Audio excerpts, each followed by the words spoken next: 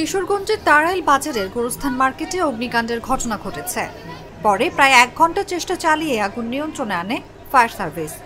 এর আগে সোমবার দুপুর 12:30টার দিকে এই অগ্নিকাণ্ডের ঘটনা ঘটে। স্থানীয় সূত্রে জানা গেছে, তারাইল বাজারের গোরস্থান মার্কেটের একটি পেট্রোলের দোকান থেকে আগুনের সূত্রপাত বলে ধারণা করা হচ্ছে। এক পর্যায়ে আগুন আশেপাশের বাড়ি ঘরেও ছড়িয়ে পড়ে। অগ্নিকাণ্ডের খবর পেয়ে কিশোরগঞ্জ, করিমগঞ্জ ও তারাইল ফায়ার সার্ভিসের 5টি ইউনিট প্রায় 1 ঘন্টা চেষ্টা চালিয়ে আগুন নিয়ন্ত্রণে আনে। অগ্নিকাণ্ডে বাজারের বেশ কিছু দোকানের ক্ষয়ক্ষতি হয়েছে। ঘটনার সত্যতা নিশ্চিত করে কিশোরগঞ্জ ফায়ার সার্ভিস স্টেশনের উপসহকারী পরিচালক মোহাম্মদ এনামুল হক জানান, ক্ষয়ক্ষতির পরিমাণ এখনো জানা যায়নি। কোথা থেকে অগ্নিকাণ্ডের সূত্রপাত হয়েছে তাও বলা যাচ্ছে না।